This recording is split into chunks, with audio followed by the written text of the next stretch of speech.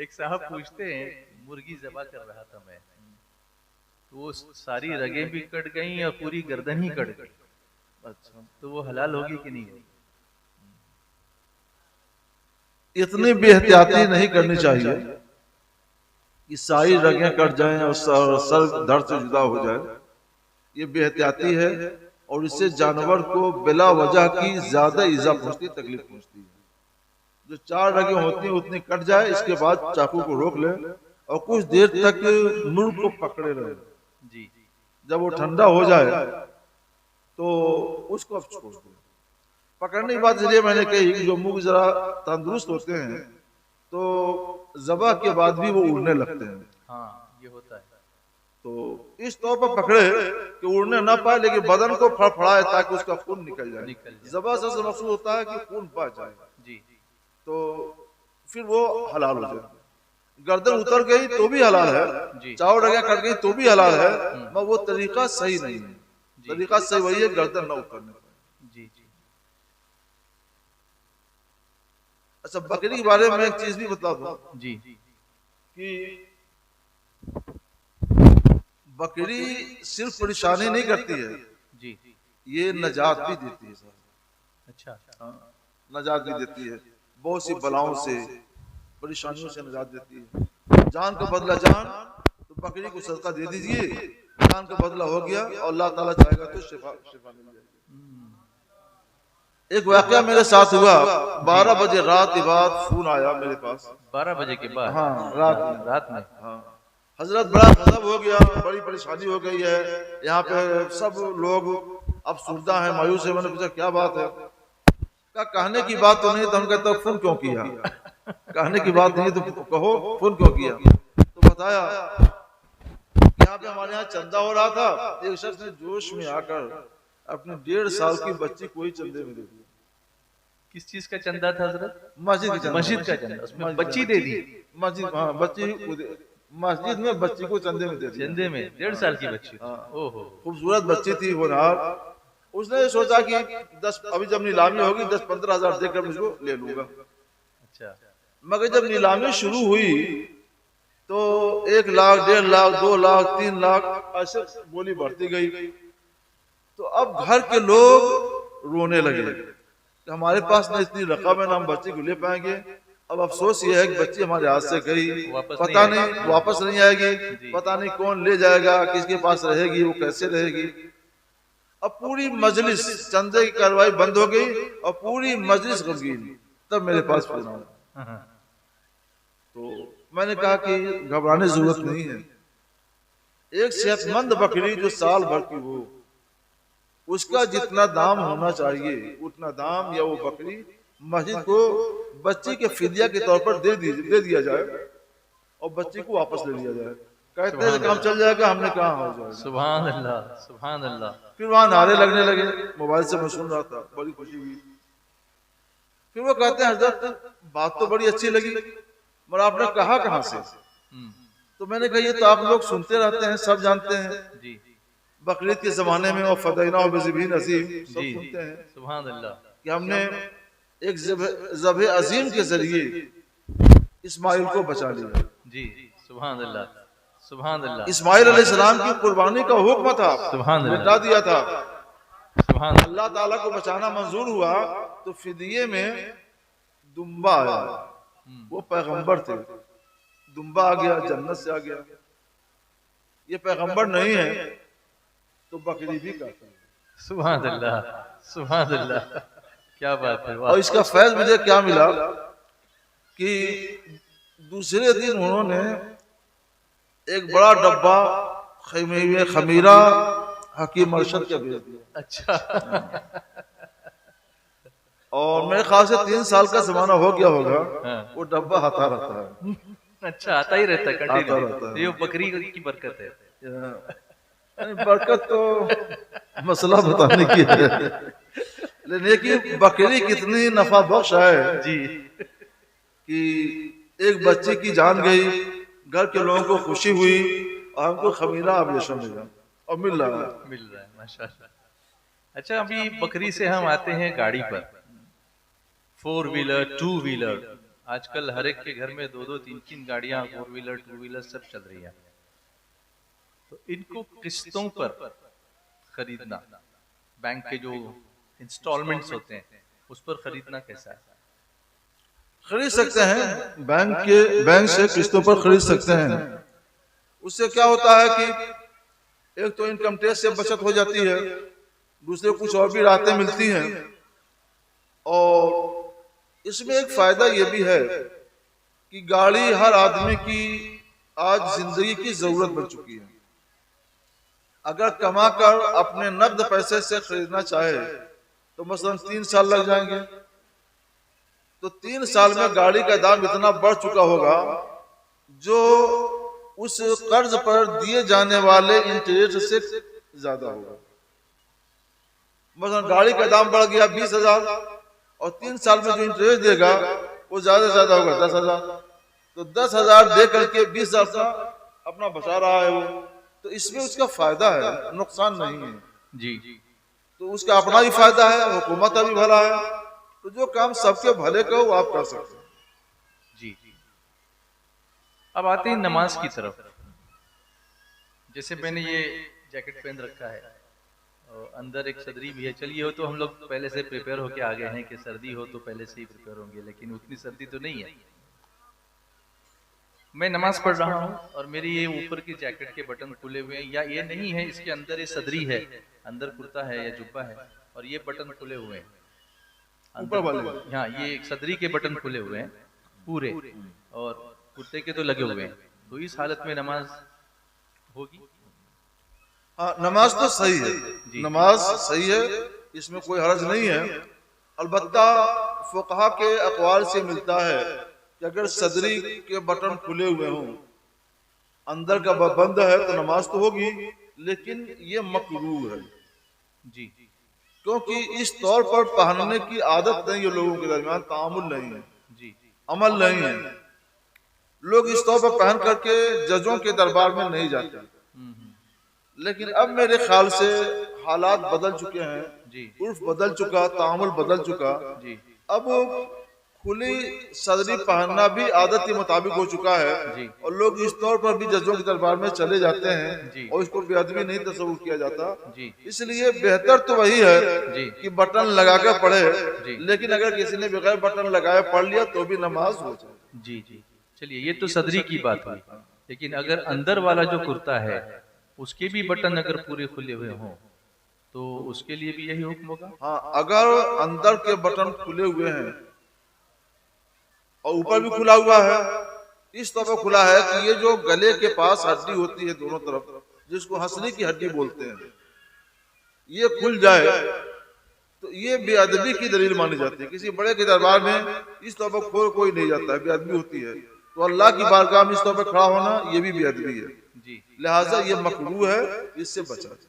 तो ये मकरूह तहरीमी है। हाँ, मकरूह अच्छा, तहरीमी है।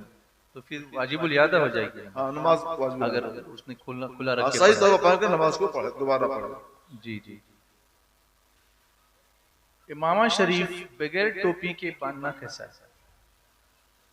बगैर टोपी के जी, हुजूर सैयद आलम सल्लल्लाहु तआला अलैहि वसल्लम टोपी पर ही इमामा पहनते थे। जी, नीचे टोपी होती थी और उसके ऊपर इमामा बांधते थे। ये सरकार अलैहिस्सलाम की सुन्नत है और हमें हमेशा हर हाल में सरकार की सुन्नत को जिंदा रखना चाहिए, सरकार की सुन्नत पर अमल करना चाहिए। जो सरकार की सुन्नत पर अमल करते हैं तो अल्लाह ताला उन्हें सरबुलंद करता है। बगैर टोपी के इमामा नहीं। यहाँ इस इलाके में ठंड बहुत होती है, कभी कभी पारा 4 डिग्री 5 डिग्री तब भी नीचे गिर जाता है, तो लोग चादर या शॉल को ओढ़कर मस्जिद में नमाज के लिए आते हैं। तो उस चादर या उस शॉल को किस तौर से लपेट कर नमाज पढ़नी चाहिए और किस तौर से नहीं लपेटना चाहिए?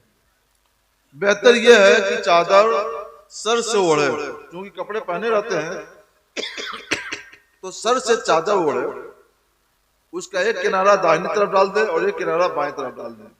लेकिन अगर इस तौर पर चादर ढलकने का अंदेशा हो तो एक किनारा, मतलब बाएं तरफ का किनारा थोड़ा सा बड़ा रखे, दाहिनी तरफ का थोड़ा छोटा रखे इस कंधे पर आ जाए, यूं करके यूं इस कंधे पर डाल लिया और बाएं तरफ किनारा थोड़ा सा बड़ा रखे, इसको घुमा करके गले में लाकर उसको घुड़स सके। गले में घुड़स लेगा तब वो गिरने से ढलकने से महफूज हो जाएगा। ऐसा कर सकता है, लेकिन सर से ही पहनना चाहिए, ओढ़ना चाहिए, कंधे से नहीं। अच्छा, कंधे से नहीं। ले अगर चादर छोटी है तो कंधे से ही पहन सकता है, ओढ़ सकता है जी। लेकिन आमतौर पर जो चादरें मिलती हैं और सर्दियों में जो इस्तेमाल की जाती हैं वो लंबी होती हैं, उनको सर से ओढ़ सकते हैं। जी जी। यहाँ माशाअल्लाह ख़वातीन भी हैं, इनका तो दिन भर भी इज्तिमा चलता रहा, लेकिन इनका शौक देखिए कि ये रात में भी बैठी हैं और इतनी मुअद्दब हैं कि खामोश बैठी है। माशाअल्लाह, ये तो बहुत बड़ी बात, बहुत बड़ी बात है माशाअल्लाह। अल्लाह सबको जज़ाए खैर अता फरमाए। तो इनकी तरफ से एक सवाल आया है कि 10 बीवियों की कहानी पढ़ना कैसा? तुम जन्नती जेवर पढ़ो। अच्छा, जन्नती जेवर। हाँ, उसमें 10 नहीं 10 से ज्यादा बीवियों की कहानी है, सालिहाती कहानी है जी, और बहुत से मसले मसाइल भी हैं, शौहर बीवी के हुकूक भी हैं जी, और दुआ तावीज के नुकूश वगैरह भी दे दिए गए हैं। तो तुम्हारे लिए बहुत बेहतर है 10 बीवियों की कहानी ना पढ़ो, इसकी कोई हैसियत नहीं है और ये किसी सुन्नी की किताब भी नहीं है, लिहाजा उसको छोड़ दो, उसको मत पढ़ो और जन्नती जेवर पढ़ो। जन्नती जेवर पढ़ोगी, उस पर अमल करोगी तो अल्लाह तुम्हें जन्नत से सरफराज करेगा। हमारे मकतबे तैयबा का स्टॉल भी सामने लगा हुआ है, वहाँ भी ख़वातीन के लिए बहुत सारी किताबें हैं। उसमें से एक किताब का नाम है तज़किरे सालिहात। हाँ, तज़किरे सालिहात ये पढ़ो, ठीक है। तज़किरे सालिहात अच्छी किताब है, ये ले लो और इसको पढ़ो, उससे तुम्हारी सलाह होगी, अल्लाह ताला उसका फल देगा। हुजूर, वो मकसद उनका इसाले सवाब का होता है और उसके साथ वो कहानी रस्मन पढ़ने लगी हैं, लेकिन अगर वो कहानी न पढ़ें और जो 10 बीवियों के नाम उसमें आते हैं वो भी अल्लाह की नेक बंदियां हैं, तो उनके लिए इसाले सवाब सिर्फ कर लें। जो नेक बंदियां हैं, सालिहात हैं, उनके लिए इसाले सवाब तो हर हाल में जायज है जी, और इसमें कोई हर्ज नहीं है। किताब की बात है, जो किताब का मजमून है वो मजमून दुरुस्त नहीं, वो सिर्फ कहानी, वो कहानी है जी, तो उसको मत पढ़ो। और सालिहात का जो बात है, तो सालिहात का तज़किरा तुम्हें तज़किरे सालिहात में मिलेगा, जन्नती जेवर में मिलेगा, इसको पढ़ो, उनको सारे सवाब। अच्छा, एक नेक बीवी का सवाल ये आया कि उसकी शादी तकरीबन 20 साल पहले हुई। उस वक्त बैन महर जो था वो 5,000 रुपए महर उसका तय किया गया। 5 साल पहले शादी हुई? 20 साल पहले। 20 साल पहले जी। अब वो शौहर उसको 5,000 रुपए 20 साल बाद दे रहा है, तो वो कहती है कि नहीं, बैंक के हिसाब से अभी लगभग 40,000 होते हैं, करेंसी का रेट बढ़ के तो इसका मुतालबा इस तरह से करना जायज है? उसने शौहर से तफरीक की होगी, ऐसा मुतालबा जायज नहीं है, ये तो सूद का मुतालबा होगा। ये माल शौहर के जिम्मे कर्ज है और उसने कर्ज नहीं अदा किया तो उस पर सूद दर सूद दर सूद दर सूद लगते लगते बहुत हो जाता है। इस्लाम सूद की इजाजत नहीं देता जी, जो मुकर्रर हुआ है वही लो, उसी पर कनात करो तो अल्लाह तुम्हें 20,000 से ज्यादा की बरकत दे देगा। सुभान अल्लाह। थोड़ा हो, अल्लाह तुम्हें 20,000 से ज्यादा की बरकत दे देगा। सुभान अल्लाह। तुम आजमा कर तो देखो जी। हाँ, मैं मर्दों को ये जरूर कहूंगा, हम तो जहाँ निकाह पढ़ाते हैं तो वहाँ और करते हैं जी कि महर नक़द अदा करना चाहिए जी, तो उम्मन लोग राजी हो जाते हैं और नक़द दे देते हैं। और अगर कहीं नहीं हो पाता है तो हम ये कहते हैं जेवर दे रहे हो कहाँ, तो जेवर ही में से कोई जेवर जिसकी मालियत मुकर्रर हो, कितनी मालियत है, वह जेवर उसको महर में दे दो और जेवर भी दे दो, तो वो जेवर की मालिक हो जाएगी, उसका महर भी अदा हो जाएगा और जेवर का दाम बढ़ता जाएगा, तो इसमें उसका फायदा भी होगा, भला भी होगा जी। आदि रिसालत में कागज का नोट नहीं था, यही चांदी के सिक्के हुआ करते थे, तो 400 दिरहम चांदी के ये महर में मुकर्रर हुआ करते थे जी। ये 400 दिरहम का मतलब 1 किलो 300 ग्राम से ज्यादा चांदी हुई, 1 किलो 300 ग्राम से ज्यादा चांदी हुई। इतनी चांदी आदि रसालत में मुकर्रर की जाती थी जी। और बाद में लोगों ने और बढ़ाना शुरू कर दिया। तो हजरत उमर फारूक आजम रज़ी अल्लाह ताला ने एक तकरीर करके लोगों को मना किया जी कि सरकार के जमाने में जो माल मुकर्रर होता था उसी पर आप लोग रहिए, ज्यादा दिलचस्पी मत दिखलाइए माल मुकर्रर करने में जी। और उसको उन्होंने रोक दिया। जब बाहर निकलने लगे तो एक खातून सामने आ गई, उमर आपने 400 रुपए से ज्यादा माल मुकर्रर करने से रोक दिया, मना कर दिया। कहा तो उन्होंने कहा कि हमको जरा कुरान पाक की साथ का मतलब समझाइए। कुरान पाक में है वाते तुम इहदाहुन्ना किंतारा जी। इसके बाद अरबा फला ताखुज़ू मिन्हु शैय्या, अगर तुमने अपने किसी बीवी को किंतार बार में माल कसीर दे रखा है और तलाक के बाद तलाक हो गई, तुम लेना चाहो तो लेना मत। तो किंतार कहते हैं माल कसीर को जी। तो वो पूछती है कि आप बताइए कि माल कसीर की हद क्या है। वो बताना ये चाहती हैं जी कि 400 रुपए भी किंतार हैं और 4000 रुपए तो भी किंतार है, तो भी माल कसीर है, 4 लाख हो तो भी माल कसीर है। जब कुरान ने किंतार कहा, माल कसीर कहा, उसकी हद मुकर्रर नहीं की है, तो आप कौन होते हैं हद मुकर्रर करने वाले और उससे रोकने वाले जी। तुम समझ गए, फौरन वापस आए, सबको जमा किया, फरमाया हमारा हर फर्द और मर्द ज्यादा फकीह है, मैंने ये ऐलान किया था, मैं अपना ऐलान वापस करता हूँ और आप लोग जितना भी माल चाहे मुकर्रर कर सकते हैं, मेरी तरफ से इजाजत है। सुभान अल्लाह, सुभान अल्लाह, सुभान। तो एक तो आप लोग ये कीजिए कि कोशिश कीजिए कि मार नकद अदा कर दें जी। नहीं अदा कर पाते हैं नकद तो चांदी में माल मुकर्रर कीजिए। चांदी नहीं दे पाते हैं तो जेवर तो सब देते हैं, तो उसी जेवर में से एक जेवर जो 15,000 रुपए तक का हो वो उसको मार में दे दीजिए ताकि उसको मार नकद मिल जाए और आदे रसालत की सुन्नत पर भी एक हद तक अमल हो जाए और चांदी का दाम बढ़ता ही रहता है तो उसका कभी घाटा नहीं होगा जी। आप सोचें 20 साल पहले निकाह हुआ, उस वक्त 5,000 की मालियत कुछ और थी, आज 5,000 की मालियत कुछ भी नहीं रह गई। तो नुकसान किसे हुआ? उस औरत का नुकसान हुआ। और उसके बाद लोग हाथ फैलाते हैं, कह रहे माफ कर दो। क्यों माफ कर दे? आप तो हाकिम हैं, क्यों माफी मांग रहे हैं? तो उधार मत रखिए, नकद अदा कीजिए। 15,000 रुपए से कम माल ना मुकर्रर कीजिए और कोशिश कीजिए कि कोई सोने या चांदी का जेवर जो 15,000 की मालियत तक का हो या उससे ज्यादा मालियत का हो, वो उसको कैश नकद उसी महफिल में दे दिया जाए। हजरत खिज्र के नाम से तालाब या नदी के किनारे जाकर खवातीन का फातिहा करवाना कैसा है? अच्छा जी। घर से फातिहा नहीं हो सकती है? ओ तो जाती हैं नदी किनारे? नहीं, इसकी याद नहीं है। औरतें जब जाएंगी ना तो वो फिर दूसरी तैयारियों के साथ भी जाती हैं, तो वो दूसरी तैयारियां नहीं होती तो हम सोचते इस पर जी फातिहा करने के लिए किसी नदी, तालाब, हाउस पर जाने की क्या जरूरत है? ये शरीयत में कहीं नहीं है। आप हज़रत सैयदना खिज़र अलैहिस्सलाम के लिए फातिहा करें, इस हाल सवाब करें, कोई बात नहीं है। वो अल्लाह के एक नबी हैं जो आज भी जिंदा हैं, तो उनके लिए इस हाल सवाब कर सकते हैं। लेकिन अपने जो भी कुछ भी पकाएं हलाल खाना अपने घर पे पकाएं, अपने घर पे फातिहा दें, उनको इसका स्वाब मिलेगा और उनकी तरफ से उसका फैज आपको मिलेगा। दरिया पर जाने की कोई जरूरत नहीं है और तैयारियों की भी कोई जरूरत नहीं है जी। एक नौजवान ने बड़ा मोहब्बत भरा सवाल पूछा है, सब तक तवज्जो दें। वो पूछते हैं कि कोई नौजवान किसी लड़की को पसंद करता है तो उसको अपनी दुआ में मांगना कैसा है अल्लाह से?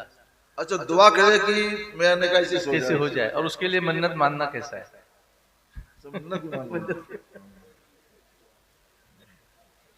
देखो आप लोग सब मुस्कुरा रहे हो। दुआ कर सकता है जी, मिन्नत मानना चाहे मिन्नत मांग सकता है, लेकिन इससे आगे नहीं बढ़ना चाहिए। इसकी भी एक हद है जी, उस हद तक कर सकता है। रोजा रख सकता है, रोजा रख करके दुआ कर ले, अच्छा, दुआ मकबूल होगी। तो ये सब कर सकता है, मगर इसके लिए जरूरी है कि वो उस लड़की का माँ और उसका नाम नफका और रिहाइश का इंतजाम इन सब के करने पर वो कादिर हो, जी उसके हुकूक को अदा कर सके, जी तो ये कर सकता है। नेक बीवी ये अल्लाह की नेमत है। सुभान अल्लाह, सुभान अल्लाह। नेक बीवी अल्लाह की नेमत है। अगर नेक बीवी है और इसलिए वो मिन्नत मान रहा है, रोजे रख रहा है, दुआ कर रहा है, तो कर सकता है, इसके लिए उसको इजाजत। जी हजरत, एक सवाल हुबली के इज्तिमा में मैंने आपसे पूछा था बिस्सी के ताल्लुक से। हाँ आए थे सुन। और यहाँ भी लोगों ने इसरार किया कि उसको यहाँ पूछा जाए।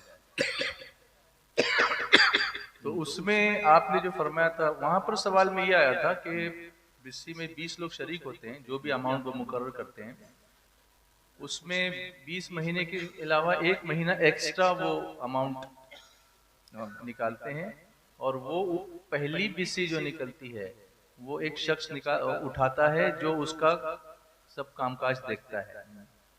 यहाँ लोगों ने मजीद इस पर इजाफा यह किया कि पहली नहीं, वो आखिरी लेता है, आखिरी वाली। तो इसमें जवाज की सूरत क्या है और कौन सी चीजें ऐसी हैं जो नाजायज है बिस्सी के कारोबार में? ये एक बिस्सी, 1 महीने की बिस्सी जो उसको दी जाती है बिस्सी चलाने वाले को, ये उसके लिए उजरत है। जी, उजरत मजदूरी नकद भी हो सकती है, उधार भी हो सकती है, और पेशगी भी हो सकती है। तो पहले भी देना जायज है और आखिर में भी देना जायज है और दरमियान किसी महीने में भी देना जायज है, इसमें कोई हरज नहीं है। लेकिन बिस्सी को हलाल होना चाहिए कि जितने रुपए पहले महीने में या दूसरे महीने में जमा हुए, एक को मिले तो उतने रुपए दूसरे को मिले, तीसरे को मिले, इसी तरह से हर एक को रुपए मिलते रहना चाहिए। और ऐसा ना हो कि किसी से उसमें नफा लिया जाए। नफा लेंगे तो सूद होगा, नफा लेना देना नहीं होगा।